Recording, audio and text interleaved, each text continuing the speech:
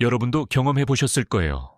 처음엔 정말 좋은 사람인 줄 알았는데 나중에 실망하게 된 경우 말이죠. 겉모습과 말로는 절대 사람의 진짜 모습을 알 수 없습니다.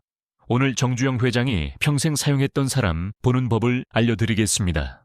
시작하기 전에 더 많은 인간관계 팁을 원하신다면 구독과 알림 설정을 눌러주세요.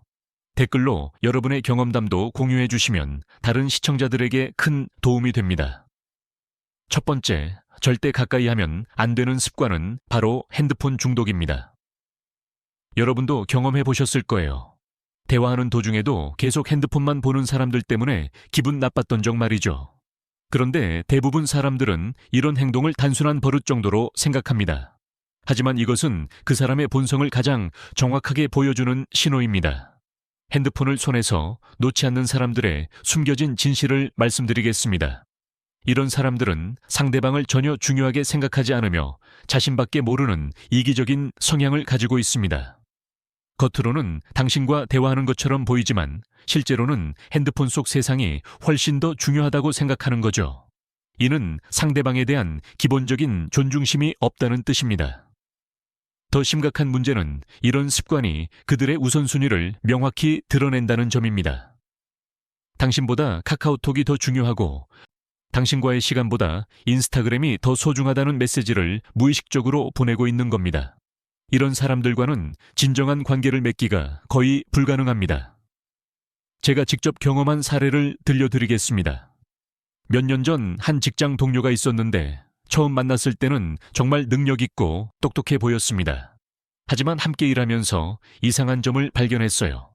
중요한 회의 중에도 테이블 밑에서 몰래 핸드폰을 만지작거렸고 심지어 프레젠테이션 도중에도 카카오톡 알림이 오면 신경 쓰는 모습이 역력했습니다. 결국 어떻게 됐을까요? 그 동료는 중요한 프로젝트에서 핵심 내용을 놓쳤고 팀 전체가 피해를 봤습니다. 왜냐하면 회의 중에 핸드폰만 보느라 중요한 결정사항들을 제대로 듣지 못했거든요. 그때 깨달았습니다. 핸드폰을 손에서 놓지 않는 사람은 정말 중요한 순간에도 집중력이 흩어져 있다는 사실을 말이죠. 정주영 회장은 이런 말씀을 하셨습니다. 사람을 볼 때는 그들이 무엇에 시간을 쓰는지 봐야 한다고요. 핸드폰에 중독된 사람들은 실제로 가장 소중해야 할 것들, 즉 눈앞에 있는 사람과의 관계를 소홀히 하고 있는 겁니다. 그렇다면 이를 실제로 어떻게 활용해야 할까요? 누군가와 처음 만날 때 그들이 핸드폰을 얼마나 자주 보는지 관찰해 보세요. 30분 대화 중에 3번 이상 핸드폰을 본다면 이미 경고 신호입니다. 5번 이상이면 그 사람과는 깊은 관계를 맺기 어렵다고 생각하시면 됩니다. 특히 첫 만남에서 이런 행동을 보인다면 더욱 주의해야 합니다. 첫 인상이 중요하다는 걸 모르는 사람은 없잖아요. 그런데도 핸드폰을 계속 본다는 것은 당신을 진심으로 만날 생각이 없거나 아니면 정말로 자제력이 부족한 사람이라는 뜻입니다. 두 경우 모두 장기적인 관계에서는 문제가 될 수밖에 없어요. 두 번째로 피해야 할 위험한 습관은 바로 갑질 본성입니다. 식당 직원이나 택시기사분들에게 함부로 대하는 사람들 보면 정말 불쾌하잖아요. 그런데 많은 분들이 이런 행동을 그냥 무례함 정도로만 생각하시는데 사실 이것은 그 사람의 진짜 인격을 가장 적나라하게 드러내는 순간입니다. 아랫사람에게 무례한 사람들의 숨겨진 진실을 말씀드리겠습니다. 이런 사람들은 진정한 인품이 전혀 없으며 권력관계에 따라 태도가 180도 바뀌는 이중적 성격의 소유자입니다. 더 무서운 건 이들이 자신보다 약한 위치에 있는 사람들을 통해 억눌린 스트레스를 풀고 있다는 점이에요. 이는 정신적으로 매우 미성숙하고 불안정한 사람임을 의미합니다. 권력에 따른 태도 변화가 왜 위험한지 설명해 드리겠습니다. 오늘은 당신이 그 사람보다 높은 위치에 있어서 친절하게 대해줄지 모르지만 언젠가 상황이 바뀌면 어떻게 될까요? 그때는 당신도 그들의 갑질 대상이 될 수 있습니다. 이런 사람들에게는 진정한 의미의 존중이나 배려라는 개념이 없거든요. 정주영 회장의 일화를 들려드리겠습니다. 현대그룹을 창업할 때부터 그는 말단 직원들까지 모두에게 존댓말을 사용했다고 해요. 청소하시는 분들께도 항상 고맙다는 인사를 빼먹지 않았고 경비원 아저씨들의 이름까지 기억하려고 노력했습니다. 그래서 직원들이 목숨 걸고 일할 수 있었던 거죠. 진정한 리더는 지위에 관계없이 모든 사람을 존중한다는 걸 보여주는 사례입니다. 반대로 제가 목격한 안타까운 사례도 있습니다. 한 회사의 부장님이었는데 평소 윗사람들에게는 정말 깍듯하게 대했어요. 하지만 식당에서 서빙하시는 분들에게는 완전히 다른 사람이 되더군요. 음식이 조금만 늦어져도 큰 소리를 내고 실수라도 하면 모욕적인 말까지 서슴지 않았습니다. 그런데 재미있는 일이 벌어졌어요. 몇 개월 후 그 부장님이 다니던 회사가 어려워져서 구조조정을 하게 됐는데 그때 그분도 해고 대상에 포함됐습니다. 평소 그의 갑질을 지켜본 동료들과 후배들이 아무도 도와주지 않았거든요. 오히려 속으로는 시원해했다는 얘기까지 들었어요. 이런 사람들의 또 다른 문제점은 스트레스 해소 방식이 잘못됐다는 겁니다. 정상적인 사람이라면 운동을 하거나 취미 생활을 통해 스트레스를 풀잖아요. 하지만 갑질하는 사람들은 자신보다 약한 사람을 괴롭히면서 우월감을 느끼려고 합니다. 이는 심리적으로 매우 불건전한 패턴이에요. 그렇다면 이를 어떻게 판별해야 할까요? 처음 만난 사람과 식사할 기회가 있다면 그들이 서비스 직원들을 어떻게 대하는지 유심히 관찰해 보세요. 음식 주문할 때의 말투, 실수가 있었을 때의 반응, 계산할 때의 태도까지 모든 것이 중요한 단서가 됩니다. 특히 주의 깊게 봐야 할 순간이 있어요. 음식이 늦게 나오거나 주문과 다른 음식이 나왔을 때입니다. 이런 상황에서 그 사람의 진짜 성격이 드러나거든요. 화를 내더라도 예의를 지키며 차분히 이야기하는지 아니면 직원을 무시하고 함부로 대하는지 보면 그 사람의 인격 수준을 알 수 있습니다. 기억하세요. 진짜 인품 있는 사람은 누구에게나 똑같이 예의 바르게 대합니다. 세 번째, 절대 신뢰하면 안 되는 습관은 바로 뒷담화 중독입니다. 만날 때마다 다른 사람 이야기만 하는 친구들 때문에 피곤했던 적 있으시죠? 처음엔 그냥 수다쟁이 정도로 생각할 수 있지만 사실 이것은 매우 위험한 신호입니다. 이런 사람들과 가까워지면 결국 당신도 피해를 보게 될 가능성이 높아요. 항상 남 얘기만 하는 사람들의 숨겨진 진실을 알려드리겠습니다. 이런 사람들은 내적 불안감과 열등감이 매우 크며 다른 사람을 깎아내림으로써 자신이 우월하다고 느끼려고 합니다. 심리학에서는 이를 투사라고 부르는데 자신의 부족함을 남 탓으로 돌리는 방어기제의 일종이에요. 더 심각한 건 언젠가는 당신도 그들의 뒷담화 소재가 된다는 점입니다. 뒷담화를 즐기는 사람들에게는 공통적인 패턴이 있습니다. 첫째, 대화의 90% 이상이 다른 사람에 대한 이야기로 채워져 있어요. 둘째, 부정적인 내용이 대부분입니다. 누가 실수했다, 누가 이상하다, 누가 잘못했다는 식이죠. 셋째, 확인되지 않은 소문이나 추측을 마치 사실인 양 전달합니다. 이런 특징들이 하나라도 보인다면 주의하셔야 해요. 제 지인 중에 이런 사람이 있었습니다. 처음엔 정말 사교적이고 재밌는 사람처럼 보였어요. 만날 때마다 온갖 흥미로운 이야기들을 들려주거든요. A와 만나면 B와 최대한 험담을, B와 만나면 A와 최대한 이야기를 했습니다. 그런데 시간이 지나면서 이상한 점을 발견했어요. 그 친구가 전해주는 이야기들을 다른 사람들에게 확인해 보니까 사실과 다른 부분이 많았습니다. 과장되거나 왜곡된 내용들이 대부분이었어요. 심지어는 아예 없던 일을 만들어서 이야기하는 경우도 있었습니다. 그때 깨달았죠. 이 사람은 관심받고 싶어서 거짓말까지 하고 있구나 하고 말이에요. 결국 어떻게 됐을까요? 그 친구 주변에서 하나둘씩 사람들이 떠나기 시작했습니다. 왜냐하면 모두가 깨달았거든요. 자신도 다른 자리에서는 뒷담화의 대상이 되고 있다는 사실을 말이에요. 신뢰라는 게 한번 깨지면 복구하기가 정말 어렵잖아요. 지금은 거의 모든 친구를 잃었다고 봐도 무방합니다. 뒷담화 중독자들이 위험한 이유를 더 자세히 설명해 드리겠습니다. 이들은 다른 사람의 비밀을 지킬 능력이 전혀 없어요. 오늘 당신이 털어놓은 고민이나 개인적인 이야기가 내일이면 다른 사람들의 입에 오르내리게 됩니다. 물론 약간의 각색과 과장이 더해져서 말이죠. 또한 이런 사람들은 갈등을 조장하는 경향이 있습니다. A가 B에 대해 한 말을 B에게 전하면서 중간에서 이간질을 하거든요. 본인은 그냥 사실을 전달한다고 생각할지 모르지만 실제로는 인간관계를 망치는 역할을 하고 있는 겁니다. 그렇다면 이를 어떻게 판별해야 할까요? 처음 3번의 만남에서 그 사람이 다른 사람 이야기를 몇 번 하는지 세어보세요. 전체 대화의 80% 이상이 다른 사람에 대한 내용이라면 거리를 두시는 게 좋습니다. 특히 부정적인 이야기가 대부분이라면 더욱 조심해야 해요. 건전한 대화와 뒷담화를 구별하는 방법도 있습니다. 건전한 대화는 사실에 기반하고 건설적인 목적이 있으며 당사자가 들어도 크게 문제없을 내용들입니다. 하지만 뒷담화는 추측과 감정에 기반하고 단순히 재미나 우월감을 위한 것이며 당사자가 들으면 상처받을 내용들이죠. 네 번째로, 주의해야 할 사람의 특징은 바로 극도의 인색함입니다. 적절한 상황에서도 절대 지갑을 열지 않는 사람들 때문에 민망했던 경험들 있으시죠? 많은 분들이 이런 행동을 단순히 절약 정신이라고 생각하시는데 사실 절약과 인색함은 완전히 다른 개념입니다. 진짜 인색한 사람들은 돈 문제를 넘어서 근본적인 성격상의 결함을 가지고 있어요. 돈에 지나치게 인색한 사람들의 숨겨진 진실을 말씀드리겠습니다.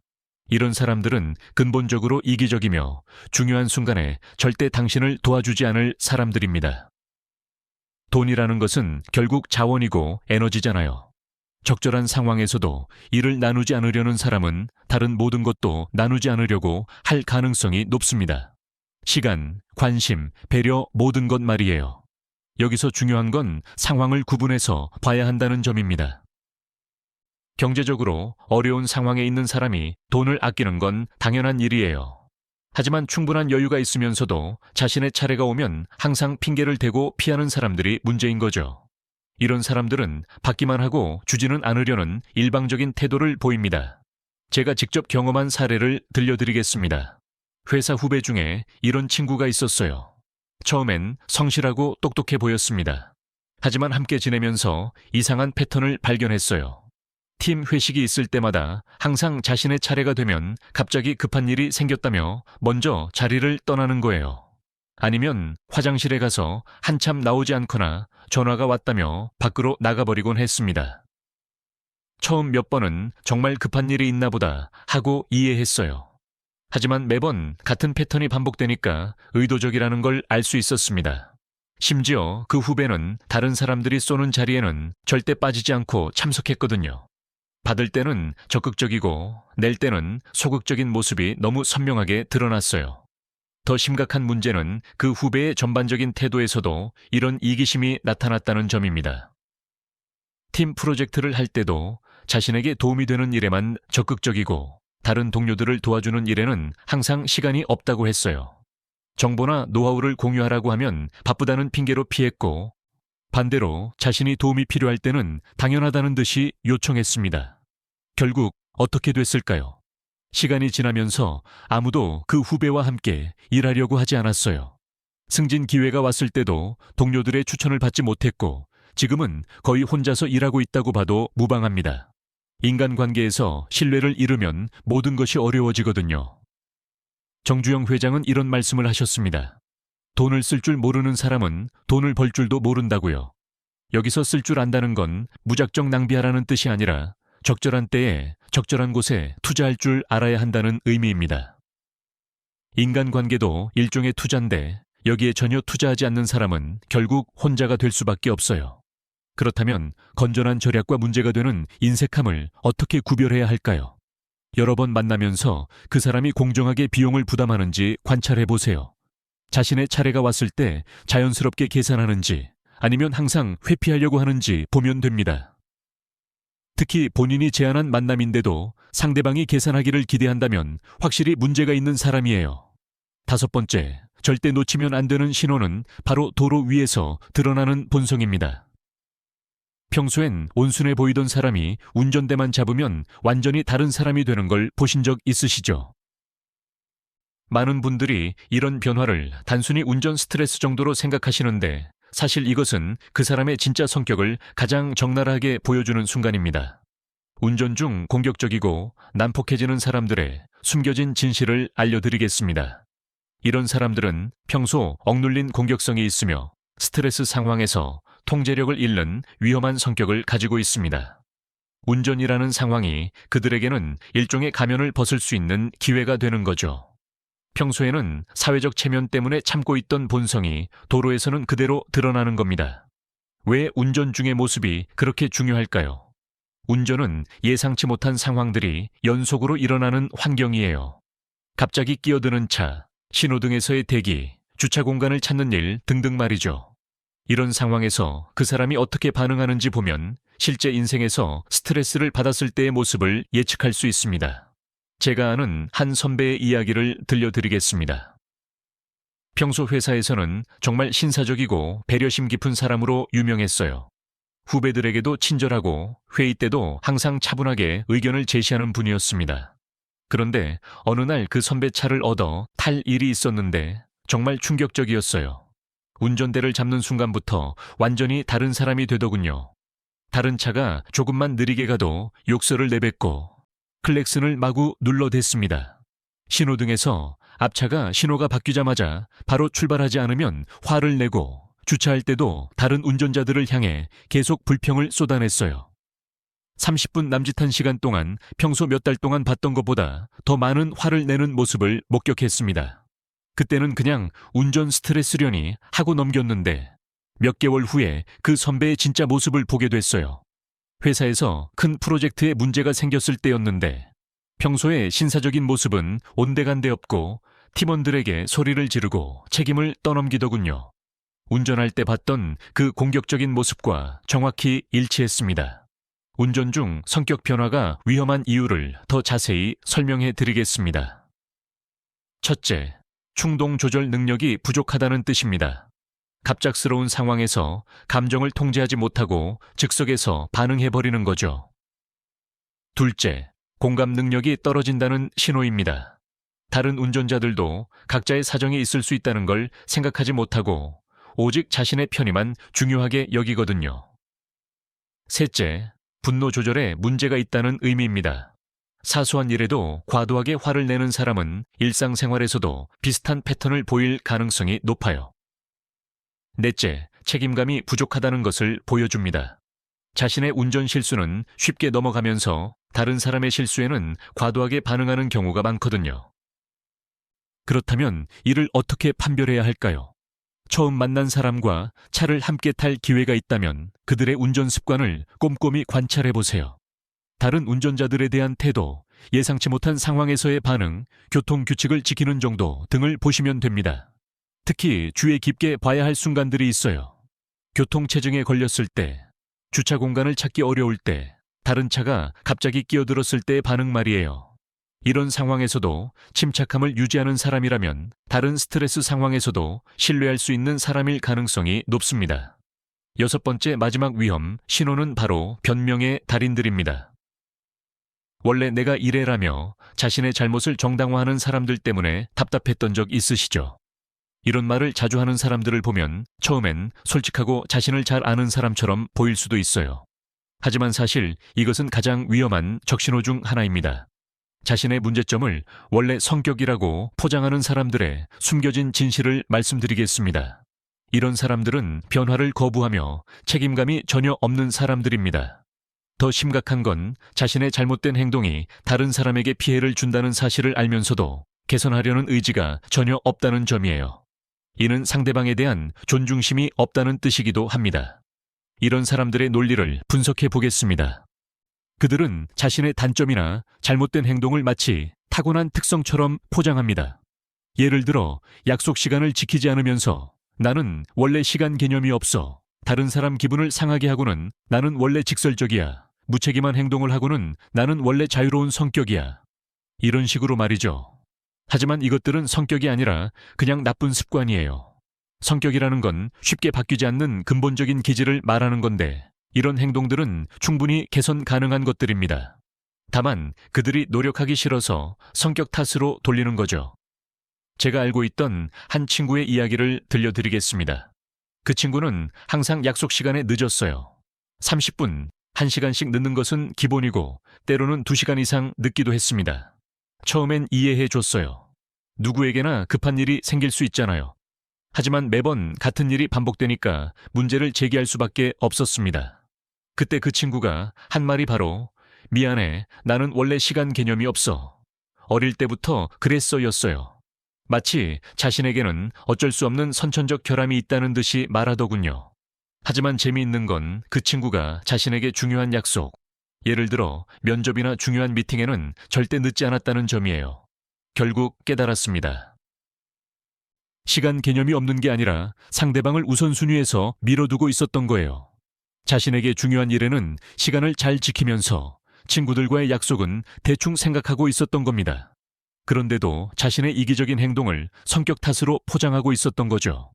시간이 지나면서 그 친구 주변에는 점점 사람들이 없어졌어요. 왜냐하면 모두가 느꼈거든요. 이 사람은 절대 변하지 않을 거라는 사실을 말이에요. 변명만 하고 개선 의지가 전혀 없으니까 함께 있어봐야 계속 피해만 보게 되는 거잖아요. 원래 이래라고 말하는 사람들이 위험한 이유를 더 설명해 드리겠습니다. 첫째, 성장을 거부한다는 의미입니다. 인간은 평생 배우고 발전해야 하는데 이런 사람들은 현재의 모습에 안주하려고 해요. 둘째, 상대방의 감정을 무시합니다. 자신의 행동으로 상대방이 상처받는다는 걸 알면서도 변하지 않겠다고 선언하는 거거든요. 셋째, 관계에서 불평등을 만듭니다. 상대방은 계속 참고 이해해야 하는데 자신은 전혀 노력하지 않으니까 일방적인 관계가 되어버려요. 넷째, 문제 해결 능력이 부족하다는 걸 보여줍니다. 어려운 상황이 닥쳤을 때 해결책을 찾기보다는 변명부터 찾는 사람들이에요. 그렇다면 이를 어떻게 구별해야 할까요? 상대방의 잘못을 지적했을 때 그들이 어떤 반응을 보이는지 관찰해보세요. 진정으로 좋은 사람이라면 미안해하며 개선하려고 노력할 거예요.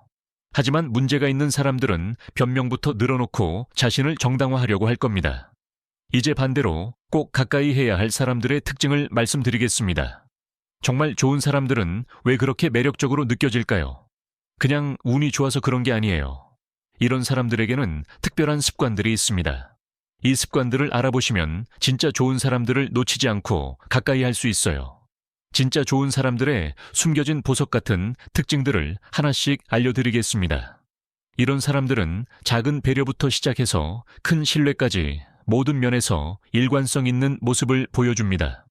무엇보다 이런 습관들이 억지로 만들어진 게 아니라 자연스럽게 몸에 배어 있다는 점이 중요해요. 첫 번째 좋은 습관은 문을 잡아주는 작은 배려입니다. 별것 아닌 것처럼 보이지만 이것만큼 그 사람의 인품을 보여주는 행동도 없어요.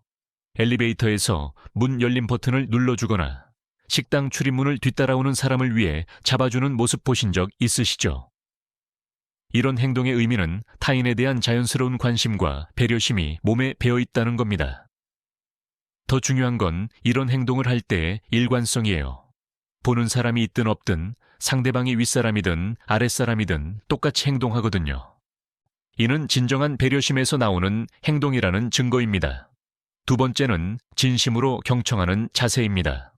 요즘 같은 시대에 누군가 진심으로 내 이야기를 들어준다는 건 정말 소중한 경험이에요. 이런 사람들의 특징은 눈을 마주치고 끝까지 들어주는 태도를 보인다는 점입니다. 중간에 끼어들지도 않고 핸드폰을 보지도 않아요.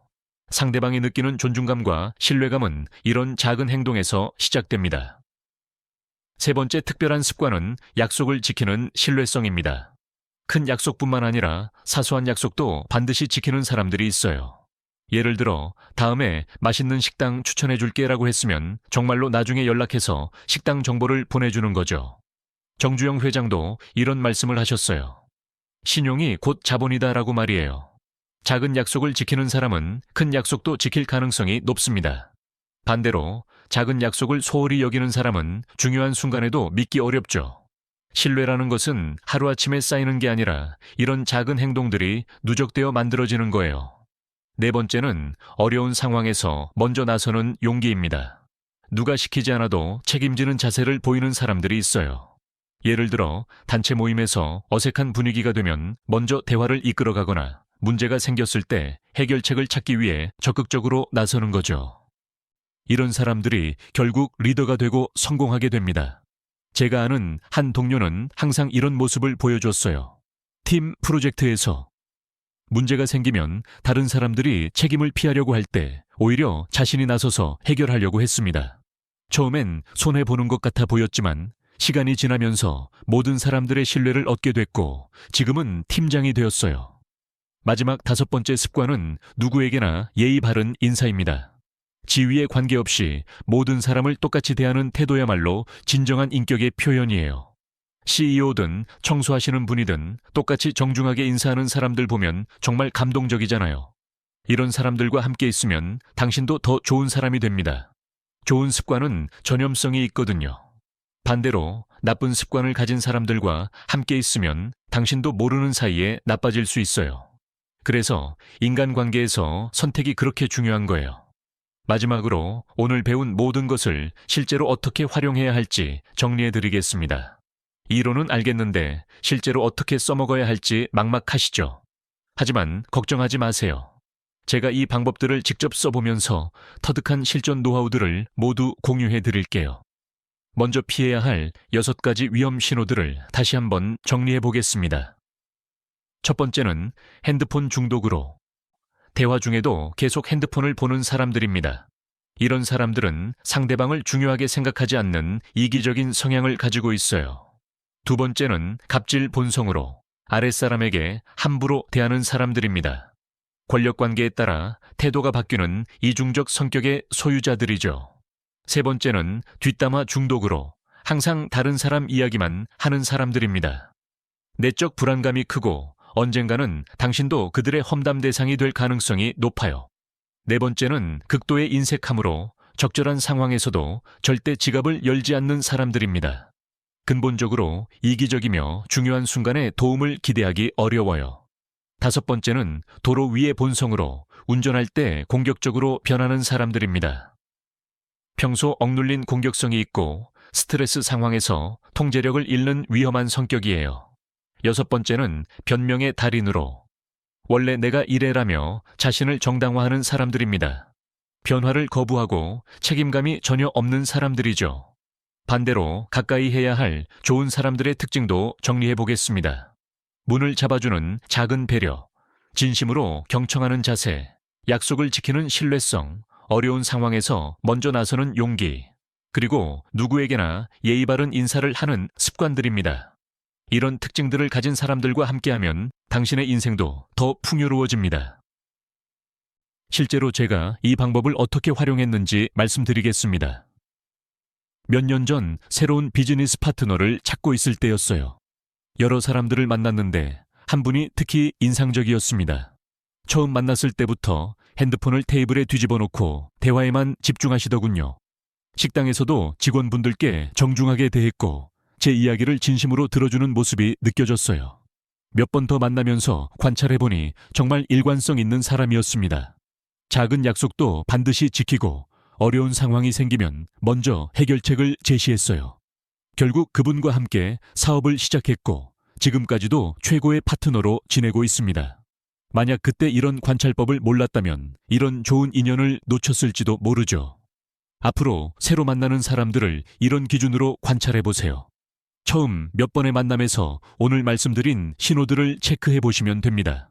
특히 스트레스 상황이나 예상치 못한 일이 생겼을 때의 반응을 유심히 보세요.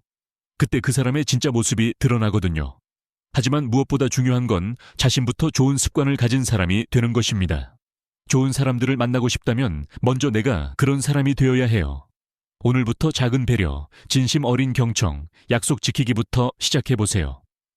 댓글로 여러분의 경험담도 공유해 주시면 다른 시청자들에게 큰 도움이 될 거예요.